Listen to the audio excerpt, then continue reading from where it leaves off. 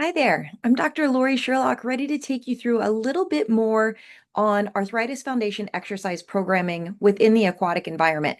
Now, clearly, all of these principles and ideas can be applied to our land-based programming as well, but clearly, I'm going to talk a little bit more specific to the water.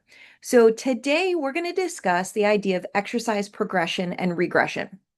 When we talk about this, the whole point of it is that we're able to cater to everyone's needs throughout the entire class. When people come into our classes, some of them need to work a little harder, while others need to wind it down a little bit, depending on the need for their day. So it might be that their arthritis is a little bit more active that day, or even within that hour, or it might be that they're feeling pretty good. Maybe they had ample rest the day before. Maybe their arthritis isn't as far ahead or progressed as some of the other individuals within your classes. So we're going to just take a little deeper dive into the idea of exercise progression and regression today. The whole purpose of this is that within Arthritis Foundation programming, whether that's land-based or water-based, um, they're all designed around the research. What the research supports is that if an individual has arthritis, we want to improve their strength, we want to improve their endurance, we want to increase their flexibility or maintain their flexibility while also enhancing balance, reducing pain, and decreasing functional limitations. All of these things are the basis of our program. So when you're looking through your various exercise guides or instruction manuals, these are the underlying factors you're going to come by.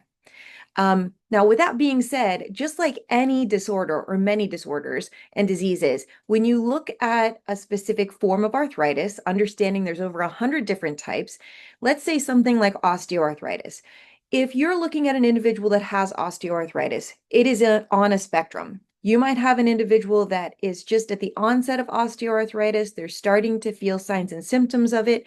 It doesn't necessarily limit their activities of daily living or their quality of life, but they experience pain. Um, maybe a little bit in the morning, and then that gradually wears off, or maybe that's during the course of the day when they're on their feet for an extended period of time or doing a long-term activity. On the other end of that spectrum is an individual with osteoarthritis that may be ready for a joint replacement or may be ready, maybe they are not able to get a joint replacement and they're kind of at the tail end of that functional ability. So we can look at this at arthritis, any form of arthritis along that spectrum. As you might guess, the individual that is just at the onset of arthritis, they might be able to do a little bit more and maybe even go a little bit more vigorous within our classes, while the individual that has very severe arthritis, osteoarthritis, isn't able to go quite as hard. Both of these people are probably going to be in our class. So we need to make sure that we are blending our class or offering exercises that all individuals are able to participate to the best of their ability. In addition to that, that individual that has just at the onset of arthritis and they're like, man, I need to start moving a little bit more, and maybe I want to go to an arthritis focused class, but they can tolerate more intensity and more effort within their exercise session. This can be really advantageous to provide higher intensity or more progressions to their exercise session to help them improve their cardiovascular fitness and muscular strength and endurance even more. It might be that they're already at the level that a basic Arthritis Foundation exercise is able to offer, and they're not really getting much outside of the mobility and the flexibility and improvement in function, and that's still a lot. But what if we're able to add a level of progression that's now going to build cardiovascular fitness, further enhance muscular strength and endurance? So we can add on to that. So when we talk about higher intensity, it does have a place in Arthritis Foundation classes. We just need to know how to progress and regress and assure that everybody's able to exercise at their own pace. And that's really again, kind of an underlying principle of this type of class. We want to cue everybody to exercise at their own pace. Another little nugget about high intensity exercise is that a lot of times when we look at high intensity programs, they have a greater adherence rate. So what does that mean? That actually means that people like doing higher intensity exercise and they will come to class more frequently. They'll come to class more frequently. So that's just, again, something to throw out there. It can be really motivational. It can allow for a layer of challenge to physical activity. So this is all well and good, but it's not appropriate for everyone. Not appropriate for everyone. So when we look at the needs of our group, we start with the base exercise and we're going to be able to see, how do I make this harder? And then how do I make this easier for my individuals? So let's think about how we can do that. And we have lots of tools within the aquatic environment. Some of these considerations that I have listed here are going to overlap. Many things within the aquatic environment do. So we are going to use something, but something else is also kind of in play. So even though we might say, I'm really going to look at inertia for increasing or decreasing intensity, progressing or regressing in exercise, other things like acceleration and action reaction and levers may also come into play. Okay, so kind of keep that in mind, but let's go through these a little bit. So the first one that we'll talk about is acceleration. Acceleration is me applying force to either the pool floor or the water itself. Acceleration allows for greater amounts of force production, which, as you might guess, is going to engage more muscle. Okay, that engagement of greater amounts of muscle tissue and muscle recruitment is then going to enhance strength even further.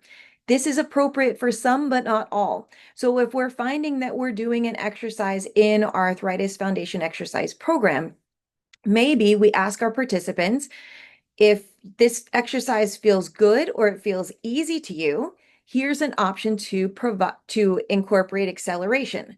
So let's say we're doing something like a leg lift, a front leg lift. Okay, if we're doing that leg lift to the front and we're kicking the leg up and we're pulling it down, to apply acceleration, I can push against the water harder on the way up and pull against the water harder on the way down.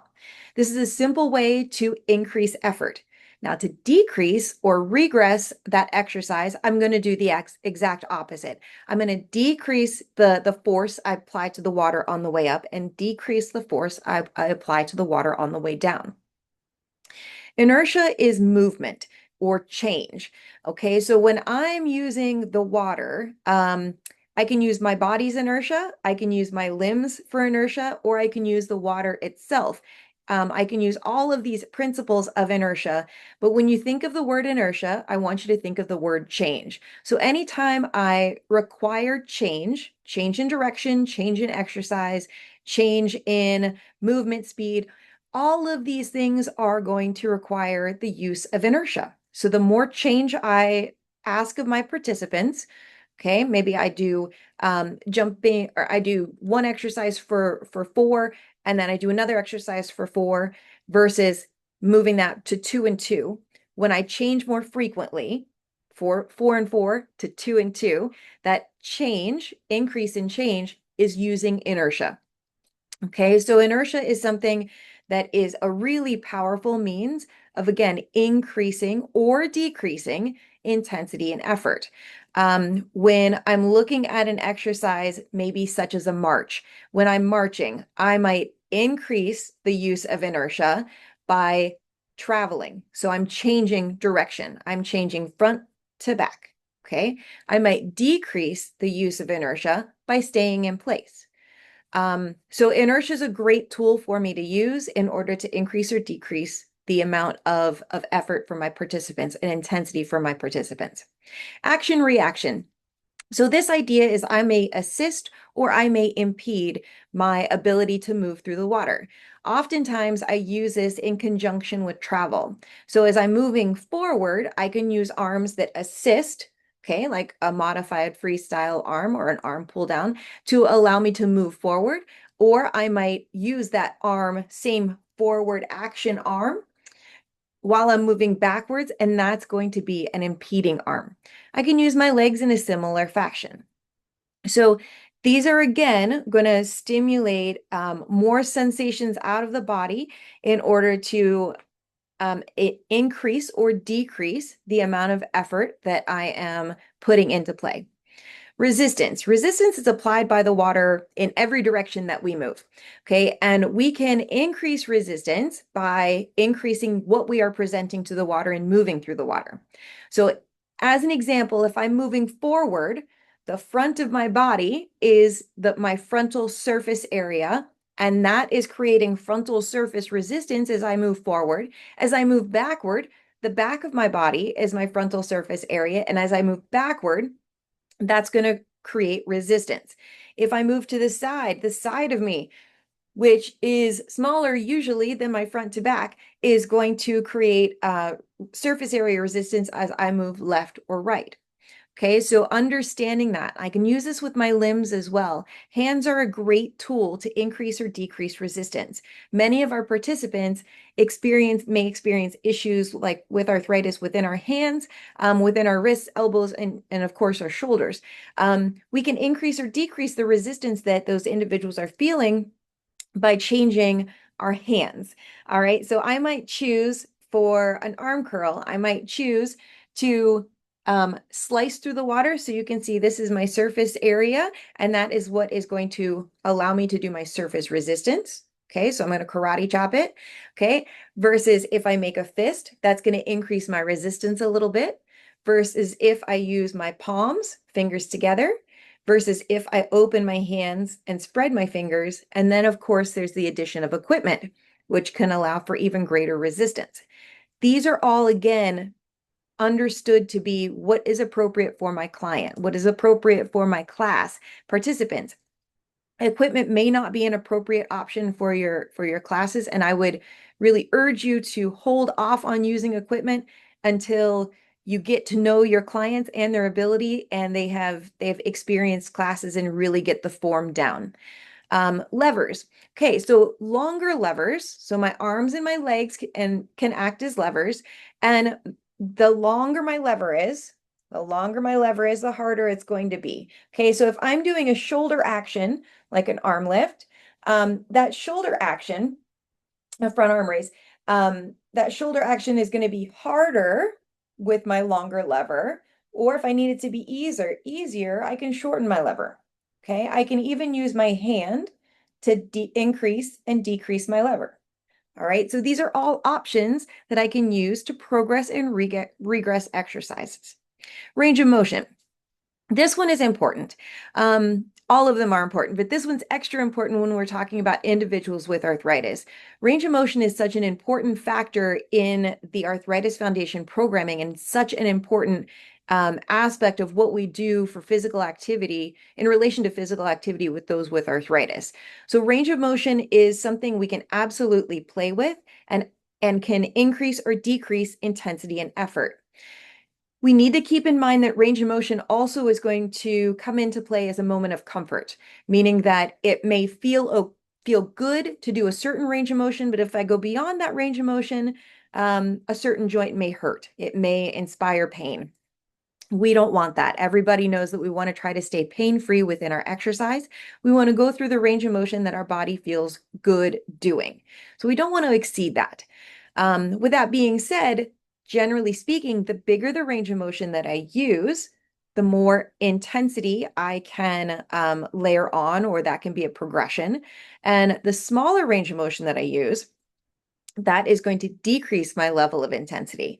So those are things that I can consider. I may also choose to use range of motion in different ways. Maybe I am emphasizing a certain range of that motion to be a little stronger or faster than another portion of that range of motion. So maybe the up on an arm curl is I want a bigger range of motion and I want speed, and the down on the arm curl is I'm going to maintain the range, but I want it to be slow. So that kind of takes us into our next component, which is speed. Speed of movement is a huge factor for intensity. With that being said, a lot of times within this clientele with individuals with arthritis, many of the other aspects are better choices. We want to maintain range of motion. And oftentimes when we ask people to do something faster, so we add on speed, we do something faster, range of motion is declined. Okay, so if I ask somebody to do something with a greater amount of speed and I see a reduction in range of motion, I'm going to reel that back and change my cues and maybe even change the technique I'm using to increase or decrease intensity. The last one I have on here is support. Okay, so support, I'm considering, can I provide something to make an exercise harder or easier? All right, so thinking about that, it might be body position, it might be equipment, or it might even be the utilization of putting my hand on the pool wall or a step or a bar. Okay, so these are kind of three primary ways that I can increase or decrease the amount of support that I'm giving a body. Again, generally speaking, the more I increase support, the easier it will be for me to maintain my balance. So if I'm doing a balance forward exercise, then that is going to regress the balance exercise. Okay, it's going to make it easier. Versus if I decrease the amount of support I'm giving my body, maybe I change my base of support from wide to narrow or even tandem stance. So I might change my base of support, and that then is going to progress. It's going to progress my exercise in effort. Um, Now, on the flip of that, I might change my body position to provide more grounded support. So again, let's go back to that wide base of support that feels really stable for most of our clients.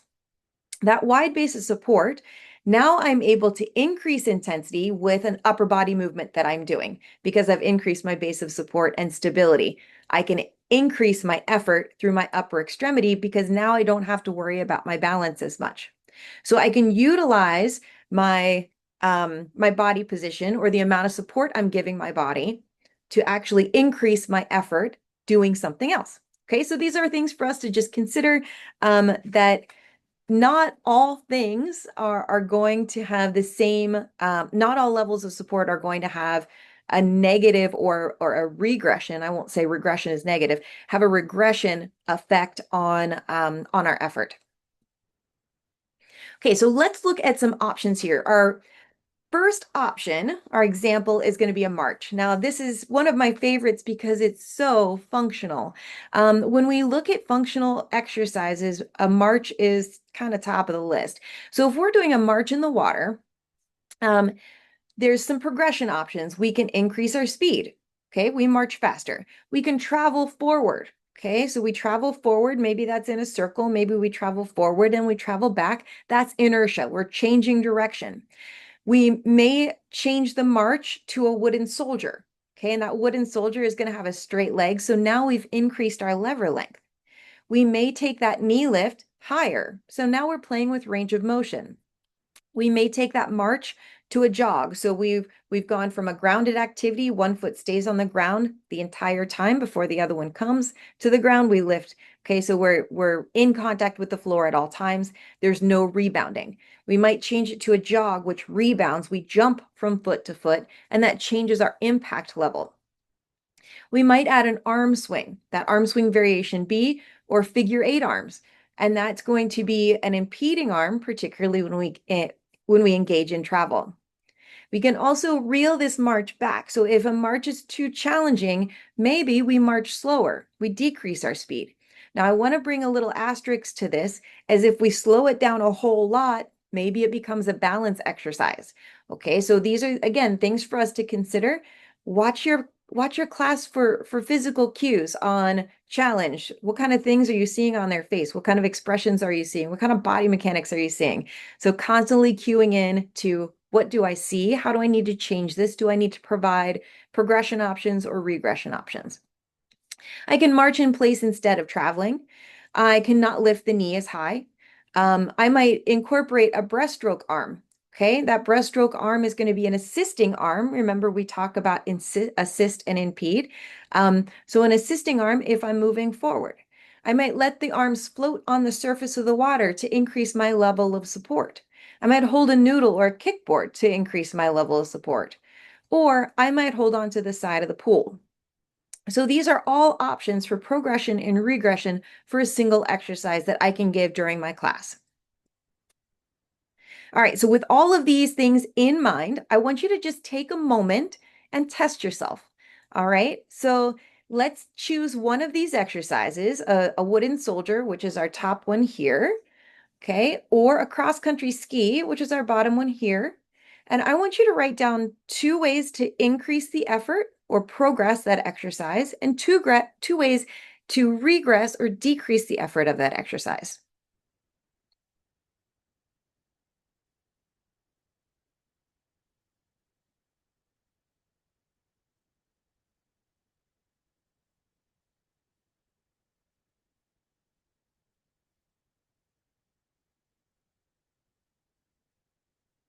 All right, so you may have chose to increase range of motion, to add in speed, to build in some travel, to decrease range of motion, to reduce speed, or to take away travel.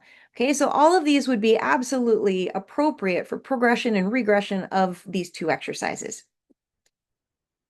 Let's look at one more here and another walking pattern. So this one is going to have variations within it. We may vary stride length, so the actual skill of walking we can play with. We might vary stride length, step height, step width, speed, directional cues.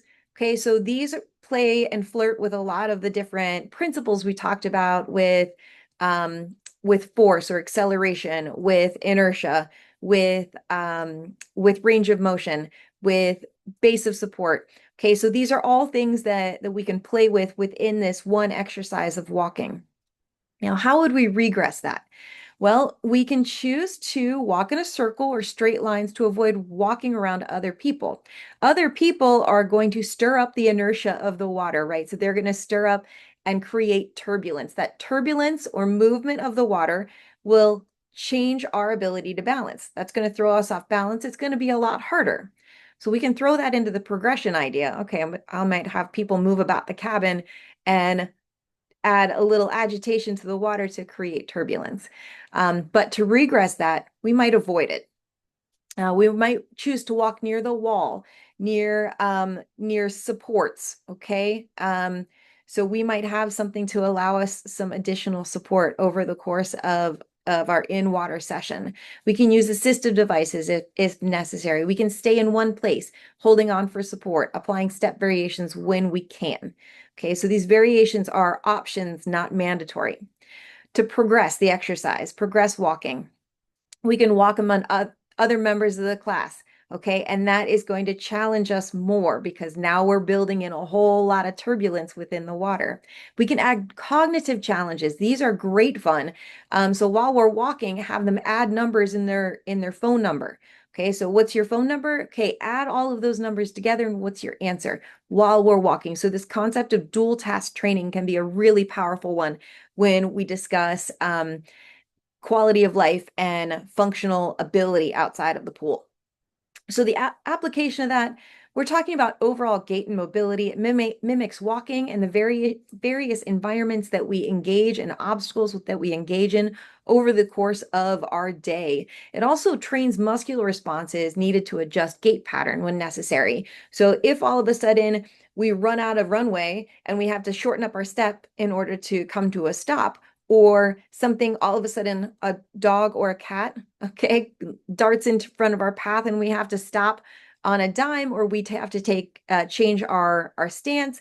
Okay, so these are things that happen throughout the course of our daily life. It allows us to also improve balance, coordination, agility. It helps with mobility at the hip, at the ankle, at the knee. It brings in more core stability. It allows us to change and adapt to our environment. And that cognitive piece, that multitasking allows us to do lots of things while we're walking. All right, so let's keep going on to our final step, some key takeaways that I want you to take with you at the end of this workshop. Point number one, high intensity exercise programs are safe and effective for some people with arthritis, not all, some. That is a very key point. So again, this is about not just progression, how do I make exercise harder, but this is also about regression, how do I make exercise more accessible to everyone in my class. We want people to come away with a level of success, with a feeling of success. Point two, aquatic professionals need to know how to safely modify exercises for those that can tolerate higher intensity as well as those that need a lower intensity exercise. So thinking about what are the limitations of my group? What are the limitations of my participants? And also, what are they able to do? And how can I challenge them? That challenge may come in the form of balance. That challenge may come in the form of cognition. That challenge may come in the form of acceleration or speed or range of motion. The last point, the AEA Arthritis Foundation Program Leader Manual, it's got a lot of specific precautions with exercises that can help you to determine what's safe for your group and what is not safe for your group. So utilize these subcategories, look at the summary pages for what is applicable to your group in accordance with ADLs, general tips, precautions. And gosh, a lot of these exercises even already have progressions within them. So with that, I'd love to hear from you if you have any questions. And I want to thank you for taking time to learn more about the Arthritis Foundation program for your classes and for your participants. I also want to send a special thanks to AEA and Julie C. and Kim Huff. These are individuals and groups that have helped tremendously gather this information for those that teach Arthritis Foundation to help grow your knowledge within the field. So if you're ever looking for continuing education, look no further than AEA. All right, I'll talk to you all later. Thank you so much for taking the time to learn a little bit more.